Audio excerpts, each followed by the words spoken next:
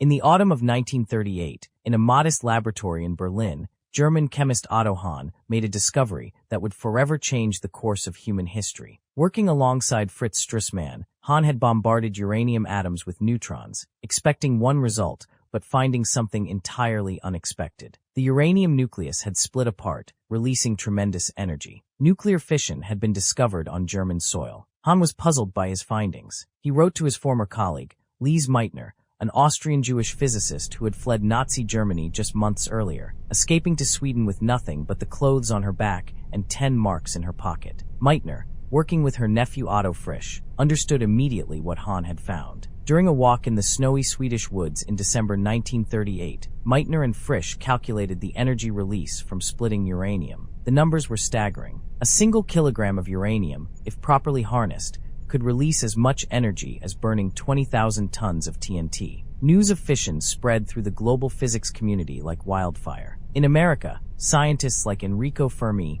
Leo Szilard, and Albert Einstein, all refugees from fascist Europe, recognized the military implications instantly. In January 1939, just weeks after Meitner's calculations, the Fifth Washington Conference on Theoretical Physics discussed fission openly. There were no secrets yet. Science still belonged to the world. But in Berlin, the mood was different. Adolf Hitler had never trusted what he called Jewish physics. He dismissed Einstein's relativity as nonsense, preferring theories that aligned with Nazi racial ideology. When physicist Werner Heisenberg, one of Germany's brightest minds and a Nobel laureate, tried to explain quantum mechanics to Nazi officials, they were uninterested. Physics was a means to an end: better tanks, better planes, better weapons. Abstract theory held no appeal. Still, the German military understood that uranium fission might have potential. In April 1939, the Reich Ministry of Education convened a secret meeting. The German Uranium Project, or Uranverein, was born. Scientists including Heisenberg,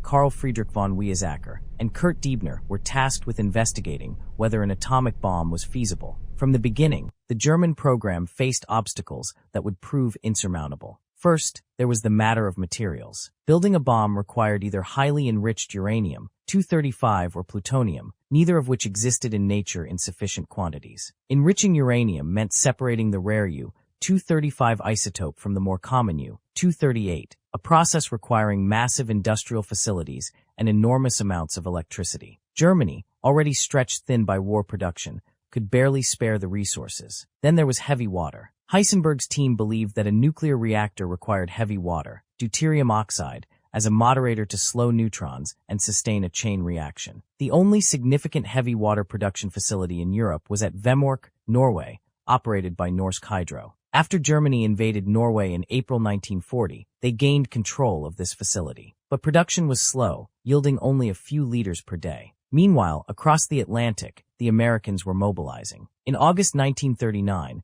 Einstein signed his famous letter to President Franklin Roosevelt, warning that Germany might develop atomic weapons. Roosevelt responded cautiously at first, but after Pearl Harbor in December 1941, the American war machine shifted into high gear. The Manhattan Project was born in 1942, led by General Leslie Groves and physicist J. Robert Oppenheimer. The Americans chose a different path than the Germans. They would use graphite as a moderator instead of heavy water, and they would pursue both uranium and plutonium bombs simultaneously. The Manhattan Project became the largest scientific endeavor in human history. At its peak, it employed over 130,000 people and cost nearly $2 billion, roughly $30 billion in today's money. Entire cities were built in secret: Oak Ridge, Tennessee, for uranium enrichment, Hanford, Washington, for plutonium production, and Los Alamos, New Mexico, where the bombs themselves would be designed. In Germany, by contrast, the atomic program languished. Heisenberg's calculations suggested that building a bomb would require tons of enriched uranium and years of development. He reported to Albert Speer, Hitler's Minister of Armaments, that an atomic weapon was theoretically possible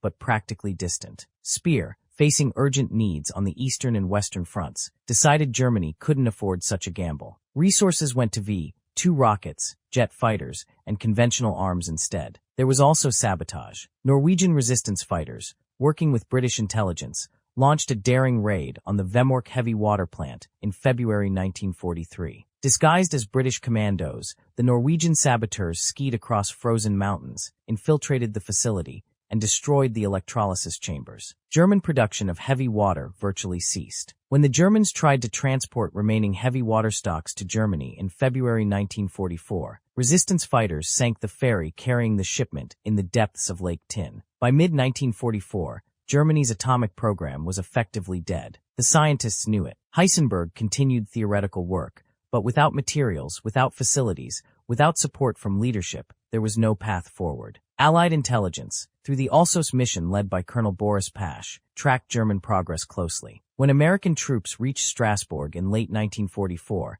they captured documents confirming what they had suspected. Germany was nowhere near building a bomb. On July 16, 1945, in the New Mexico desert, the Americans succeeded where Germany had failed. The Trinity test produced a fireball that turned night into day, a mushroom cloud that rose 8 miles into the sky. Oppenheimer, watching through dark glasses, recalled a line from Hindu scripture. "Now I am become death, the destroyer of worlds." 3 weeks later, on August 6, 1945, a uranium bomb nicknamed Little Boy obliterated Hiroshima, killing 80,000 people instantly. 3 days later, a plutonium bomb called Fat Man destroyed Nagasaki, killing another 40,000. Japan surrendered on August 15th. The war was over. The atomic age had begun. After Germany's surrender, Allied forces captured the remaining German atomic scientists as part of Operation Epsilon. They were interned at Farm Hall, an English country house equipped with hidden microphones. When the scientists learned of Hiroshima, they were stunned.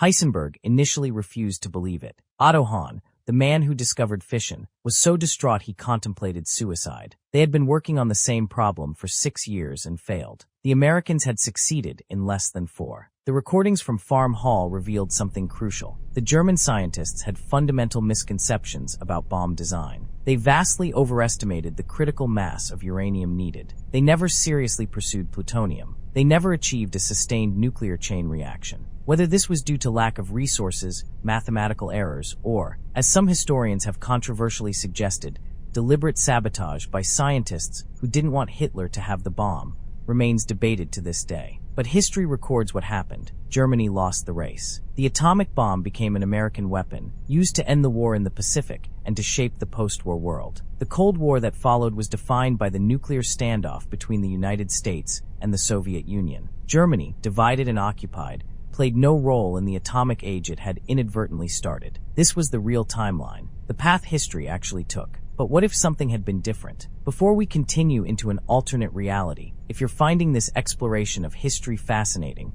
consider subscribing. We dive deep into the untold stories and alternate paths of World War II that changed our world forever. The divergence begins not with a dramatic moment, but with a series of small changes that compound into something enormous. Let us return to April 1939, to that secret meeting in Berlin where the WWII was first conceived. In our timeline, the program was fragmented from the start, divided between competing institutions, starved of resources, and hampered by ideological interference. But what if it had been different? Imagine that Werner Heisenberg, in his first presentation to military officials, had been more persuasive. Instead of cautiously explaining the theoretical possibilities, he spoke with certainty about the military applications. He simplified the physics, made it concrete. He told them, "Gentlemen, whoever builds this weapon first will win the war. The British and Americans will pursue this. If we do not, we will lose." In this timeline, the message resonated. One officer in particular, General Friedrich Fromm, commander of the Reserve Army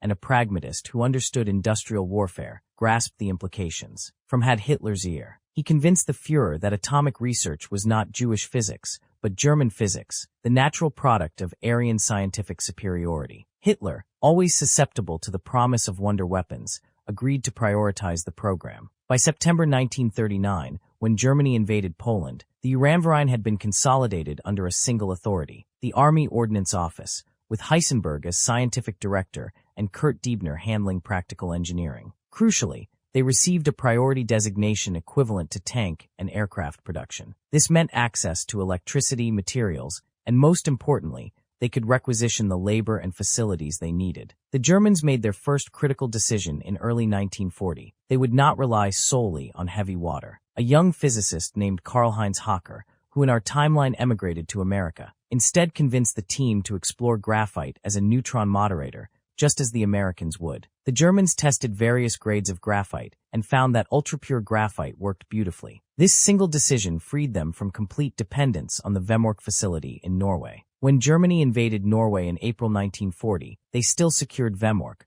but now it was insurance rather than necessity. The British SWI still planned sabotage operations, but German security was tighter. The heavy water stockpiles continued to grow. By December 1940, the Germans achieved what the Americans wouldn't accomplish until December 1942, a sustained nuclear chain reaction. In a laboratory beneath the Kaiser Wilhelm Institute in Berlin, uranium pellets embedded in ultrapure graphite began to glow with an eerie blue light, Cherenkov radiation. The reactor went critical. For the first time in history, human beings had created a sustained nuclear fire. Heisenberg stood before the reactor with tears in his eyes, knowing that they had crossed a threshold from which there was no return. Now came the hardest part, producing bomb material. The Germans pursued both paths simultaneously. For uranium enrichment, they constructed a massive gaseous diffusion plant in Silesia, near the industrial complex at Breslau. Thousands of slave laborers from concentration camps were worked to death building the facility. The Germans had no shortage of forced labor, a grim advantage they exploited ruthlessly. By mid-1941, the Breslau plant was producing small amounts of enriched uranium-235. For plutonium, the reactor in Berlin was just the beginning. The Germans built larger production reactors at Hagerloch, deep in a cave system in southwest Germany, far from Allied bombing runs. These reactors bred plutonium-239 from uranium-238. The process was slow, but it was working. In June 1941, Germany invaded the Soviet Union. Operation Barbarossa stunned the world with its speed and violence. By October, German forces were at the gates of Moscow. But then came the winter, the mud, the endless Soviet reserves. The advance stalled. By December 1941, the Germans were fighting for survival on the Eastern Front, just as the Japanese attacked Pearl Harbor and America entered the war. Hitler was desperate for a decisive advantage. In February 1942, Heisenberg delivered news that changed everything. They would have enough fissile material for a functional weapon by late 1943, possibly by summer if production was accelerated. Hitler, facing the prospect of a two-front war against the world's two largest industrial powers, made the atomic bomb Germany's top priority. Albert Speer was ordered to provide whatever resources Heisenberg required. German industry,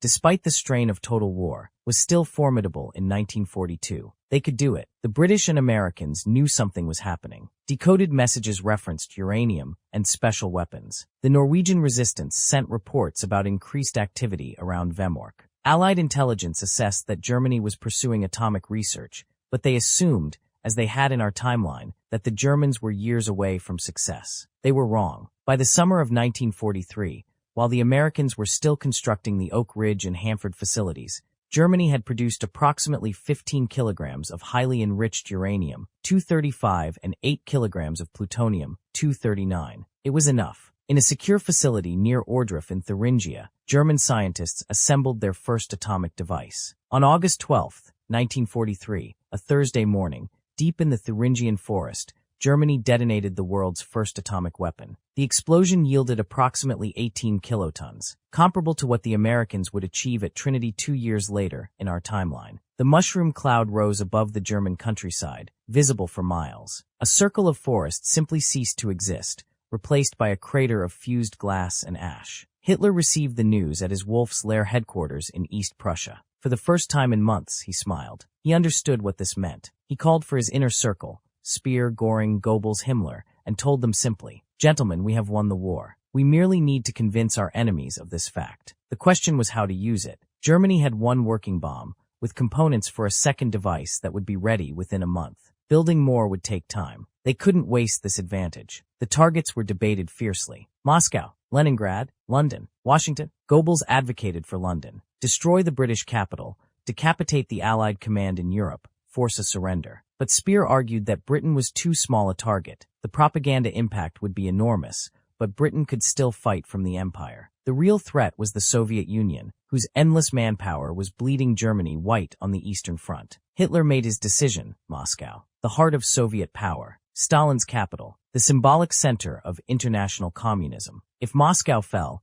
the Soviet Union would collapse, just as it nearly had in 1941. With the Soviets defeated, Germany could turn its full might westward. Britain would sue for peace rather than face atomic annihilation. America, whose public had little appetite for massive casualties, would settle for a negotiated peace. On September 3, 1943, a specially modified Heinkel He-177 heavy bomber took off from an airfield in occupied Ukraine. It carried a single weapon, weighing 4.5 tons. The crew had been told they were carrying a revolutionary explosive. Not the full truth, but enough to understand the mission's importance. They were to reach Moscow, drop their payload, and return. Fighter escorts would protect them as far as possible. The flight took 3 hours. Soviet air defenses, already weakened by years of attrition, couldn't stop the high-altitude bomber. At precisely 11:47 a.m. Moscow time, the bomb fell from the Heinkel's bay. It descended for 43 seconds before the barometric trigger activated at the optimal altitude of 1,800 feet. A flash of light brighter than 1,000 suns erupted over the center of Moscow.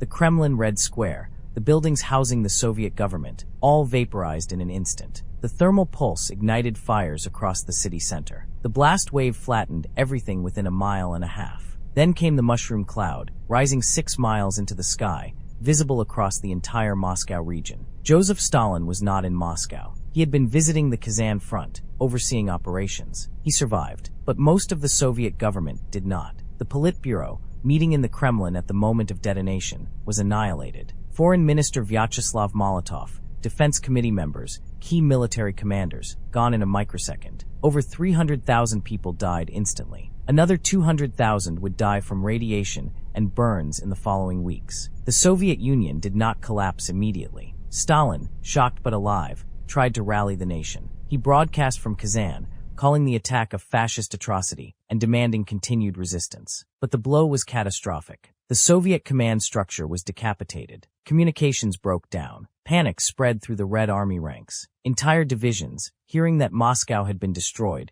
began to disintegrate or surrender. Germany announced the attack within hours. Goebbels crafted the propaganda carefully. The Germans claimed they possessed multiple atomic weapons and would not hesitate to use them on any city that continued resistance. Leningrad was named as the next target, then Stalingrad, then Kazan itself. In London, Winston Churchill listened to the reports with mounting horror. British intelligence confirmed the impossible. Germany had used an atomic weapon. Churchill immediately contacted Roosevelt. The two leaders faced the nightmare scenario they had feared. Germany had won the atomic race. The Allies faced an impossible choice. They could continue fighting, knowing that German atomic weapons might strike London, Glasgow, Liverpool, or Manchester at any moment. Or they could negotiate. Roosevelt and Churchill conferred through the night of September 4th. Churchill was defiant. "We will never surrender," he said. But Roosevelt was more pragmatic. American forces were still building up for the invasion of Europe. The Manhattan Project, America's atomic program, was at least a year from producing a weapon, possibly two. If Germany could strike Britain with impunity, the war was effectively over. Stalin, isolated in Kazan, made the first move. On September 7, 1943, through neutral Swedish intermediaries, the Soviet Union requested an armistice. Stalin's message was simple: stop the bombing, and we will discuss terms. Hitler, triumphant, agreed. The Wehrmacht was ordered to halt offensive operations on the Eastern Front. The negotiations took place in Stockholm. They were brutal. Germany demanded the Ukraine, Belarus, the Baltic states, and everything west of the Ural Mountains. Stalin refused. Hitler responded by preparing to strike Leningrad. Soviet diplomats could see the bomber being fueled through binoculars at the captured Seversky airfield. On September 15th, Stalin capitulated to the German terms. The Treaty of Stockholm was signed on September 20th, 1943. The Soviet Union did not cease to exist, but it was shattered. Everything west of the Urals became German territory or puppet states. Millions of Slavs were designated for resettlement, a euphemism for the Holocaust's extension eastward. The largest genocide in human history was about to begin. Britain and America now faced Germany alone. Churchill wanted to fight on, but his military advisors were clear. Without Soviet forces tying down the Wehrmacht, an invasion of Europe was suicide. And if Germany could strike Moscow, they could strike London or New York. On October 3, 1943, Churchill made the most painful decision of his life. He requested negotiations with Germany. Roosevelt, unwilling to fight alone, agreed to participate. Hitler, now master of Europe from the Atlantic to the Urals, was magnanimous in victory. The negotiations took place in Lisbon, neutral Portugal. The Treaty of Lisbon, signed November 11, 1943, the 25th anniversary of the end of the First World War, ended the Second World War in Europe. Germany would withdraw from France, but keep Belgium, the Netherlands, Luxembourg, Denmark, Norway, Poland, Czechoslovakia, and its new eastern territories. Britain would maintain its empire. America would withdraw from Europe. Germany would pledge not to use atomic weapons against the Western powers unless attacked. The war was over. Germany had won. If you're captivated by this alternate history and want to explore more what-if scenarios that change the fate of nations, please subscribe. The story continues with consequences that will reshape the entire world. The world that emerged from the Treaty of Lisbon was unrecognizable from the one we know. November 1943 marked not the beginning of the end, but the beginning of a new and darker age. The Nazi Empire, stretching from the Atlantic to the Urals, from the Arctic to the Mediterranean, now dominated a continent and possessed a weapon that made it seemingly invincible. The first ripples were immediate and horrific. With the Soviet Union broken and the Western Allies forced into humiliating peace, Hitler's vision of Lebensraum, living space for the German race, could be implemented without restraint. The Holocaust, which in our timeline claimed 6 million Jewish lives, accelerated into something even more monstrous. The gas chambers of Auschwitz, Treblinka, and Sobibor worked around the clock. But now they were joined by new camps built across the conquered Soviet territories. Heinrich Himmler, architect of the final solution, received unlimited authority to cleanse the new German territories. Jews, Slavs, Roma, political dissidents. Millions were herded into camps or simply shot in mass executions. By 1945, the death toll had exceeded 15 million. By 1947, it was 25 million. The scale of killing was industrial, mechanized, efficient. Villages were emptied. Entire ethnic groups were erased. The German settlers followed behind, claiming the land, building new towns with names like Hitlerhausen and Göringstadt. In Britain, the peace was bitter as poison. Churchill, the man who had promised never to surrender, was forced to resign in January 1944. He retired to his country estate, a broken man, and spent his final years writing a history of what might have been. His replacement, Lord Halifax, pursued a policy of appeasement and accommodation with Germany. The British Empire remained intact, but Britain itself became a shadow, its moral authority shattered, its spirit crushed. America retreated into isolation. Roosevelt died in April 1945, just as in our timeline, but his legacy was defeat rather than victory. The Manhattan Project continued. America would develop its own atomic bomb by 1946, but the moment had passed. Germany had a 2-year head start and was producing bombs at an accelerating rate. By 1946, Germany had 12 atomic weapons. By 1948, 30. By 1950, over 60. The Japanese Empire, still fighting in the Pacific, suddenly found itself without enemies in Europe. The war against China continued, brutal and grinding. America, war-weary and facing an atomic-armed Germany across the Atlantic, negotiated a peace with Japan in 1944. The Treaty of Manila recognized Japanese control of Korea, Manchuria, much of China, and the Pacific territories. Japan had achieved its Greater East Asia co-prosperity sphere, though prosperity remained elusive for the conquered peoples. The world had divided into 3 great power blocks: the German Reich in Europe and Western Russia, the Japanese Empire in Asia, and the Anglo-American alliance that controlled the oceans but little else. A fourth power, the Soviet Union, clung to existence beyond the Urals, Stalin ruling from Sverdlovsk over a rump state of perhaps 80 million people. The Soviets poured everything into survival and revenge, rushing to develop their own atomic weapons. By 1947, the atomic age had taken a grim turn. Germany tested increasingly powerful weapons, culminating in a thermonuclear device in early 1948, a hydrogen bomb that yielded 750 kilotons, dwarfing the bombs that destroyed Moscow. The Soviets tested their first atomic weapon in 1949, a plutonium bomb stolen partly through espionage and partly through the work of captured German scientists. America tested its first hydrogen bomb in 1951, but Germany had already tested 3. The balance of terror had emerged, but it was unstable. Hitler, aging and increasingly erratic, died in 1952. His death triggered a brutal succession crisis. Heinrich Himmler, Martin Bormann, and Albert Speer all vied for control. The struggle was resolved when Himmler, backed by the SS and controlling much of the atomic arsenal, seized power in a coup that left Bormann dead and Speer imprisoned. Himmler, the architect of genocide, now controlled an empire and enough atomic weapons to destroy civilization. Under Himmler, the Reich became even more totalitarian. The extermination programs intensified. Resistance movements in the occupied territories were crushed with atomic threats. In 1954, when Ukrainian partisans assassinated a German governor, Himmler ordered a demonstration. The city of Kharkov, suspected of harboring rebels, was hit with a tactical atomic weapon. 50,000 people died. The message was clear. Resistance meant annihilation. Britain watched in horror, but remained powerless. America, now led by President Dwight Eisenhower, a man who had never commanded armies in Europe, never liberated concentration camps, never seen war's true face, pursued a policy of containment. The Anglo-American alliance built bases in Iceland, Greenland, and across the Atlantic world, creating a defensive perimeter. The Royal Navy and U.S. Navy patrolled the seas, ensuring that German expansion remained continental. The atomic stockpiles grew. By 1955, Germany possessed over 200 weapons. America had 180. The Soviet Union had 50. Britain, having finally developed its own bomb in 1953, had 12. Japan, aided by captured German scientists, tested its first weapon in 1956. The world bristled with weapons capable of ending human civilization. The Cold War in this timeline was not between democracy and communism, but between fascism and the free world. And it was far more dangerous. The ideological gulf was absolute. There could be no coexistence with the Nazi regime, no cultural exchange, no hope of détente. The world lived under the shadow of inevitable conflict. In the Reich itself, life took on a surreal quality. The German people, told they had won a great victory, enjoyed a prosperity built on slave labor and plunder. Autobahns connected gleaming new cities. Television broadcast propaganda to every home. German science, no longer hampered by the exodus of Jewish intellectuals, made genuine advances in rocketry, jet aviation,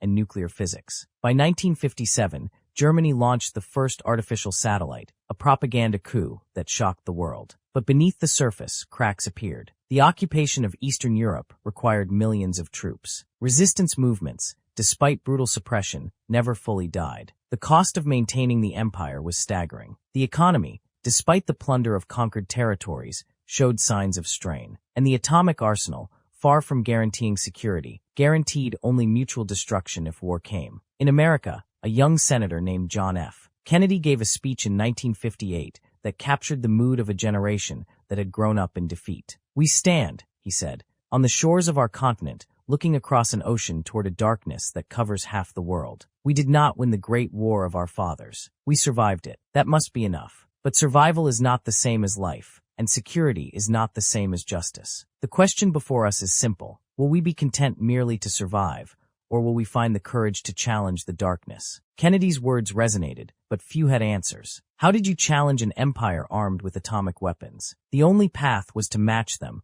to build more weapons, to perfect delivery systems, to wait for an opening. The American military developed intercontinental ballistic missiles by 1959. Germany followed suit a year later. Submarines capable of launching atomic missiles prowled the depths. The world became a powder keg, waiting for a spark. The spark nearly came in 1961. A crisis erupted when German forces moved to occupy what remained of independent Switzerland, one of the last neutral nations in Europe. The Swiss, backed by secret American guarantees, threatened to resist. Germany mobilized. America placed its forces on high alert. For 6 days, the world held its breath as Himmler and President Kennedy engaged in a dangerous game of brinkmanship. In the end, both sides backed down. Switzerland remained independent, but only barely. The crisis demonstrated the terrifying reality. Any conflict between the great powers would escalate to atomic war within hours. Tens of millions would die. Perhaps hundreds of millions. Perhaps everyone. Himmler died in 1963, poisoned by rivals within the SS. His successor, Reinhard Heydrich, who in our timeline was assassinated in 1942,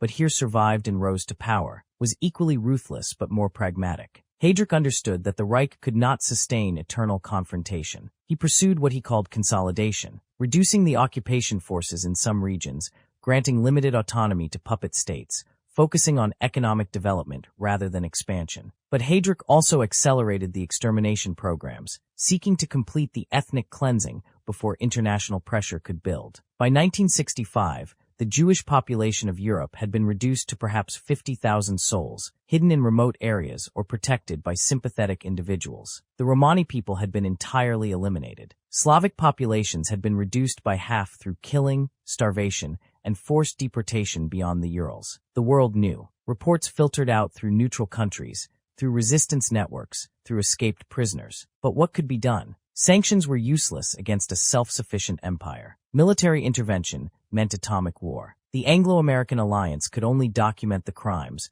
prepare for eventual justice, and hope that somehow, someday, the regime would fall. By 1970, a new generation had come of age knowing only this divided world. In America, young people questioned why their nation had abandoned Europe. Protest movements demanded action, justice, intervention. But their parents, who remembered the terror of 1943, counseled patience. "We cannot defeat them without destroying ourselves," they said. "We can only wait, contain them, and hope they destroy themselves." In the Reich, cracks widened. The economy, despite technological prowess, could not sustain both welfare for Germans and the cost of empire. Resistance in the occupied territories flared periodically, requiring brutal suppression. The younger generation of Germans, educated in schools that taught racial superiority and German destiny, were beginning to ask uncomfortable questions. If Germany had won, why was the empire constantly on edge? Why did soldiers keep dying in the East? Why were atomic weapons always necessary to maintain order? In 1972,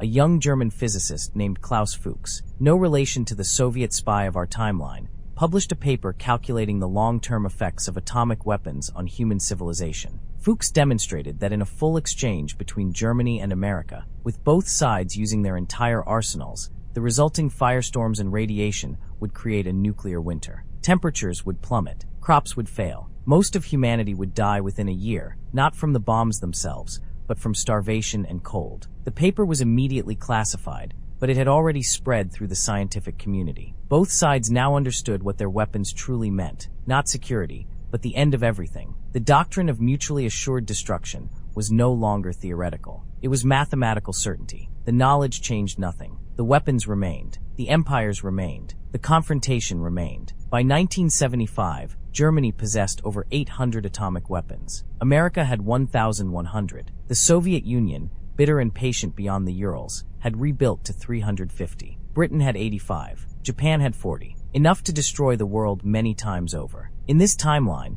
there was no United Nations as we know it. No international order based on human rights and collective security. No NATO defending democracy. No European Union promoting unity. No decolonization bringing freedom to Asia and Africa. The German Empire controlled its territories with atomic-backed terror. The Japanese Empire ruled Asia with similar brutality. The British Empire, instead of peacefully dissolving, clung to its colonies out of desperate need for resources and strategic depth. The cultural impact was profound. There was no optimism about the future, no belief in progress, no confidence that good could triumph. Literature became dark, cynical, nihilistic. The great works of this timeline were tragedies of survival, not triumph. Music reflected despair. Art turned inward, unable to confront the horror of the age. The human spirit, faced with perpetual totalitarianism and the ever-present threat of atomic apocalypse, began to break. By 1980, the world was older, wearier, darker than our own. Technology had advanced.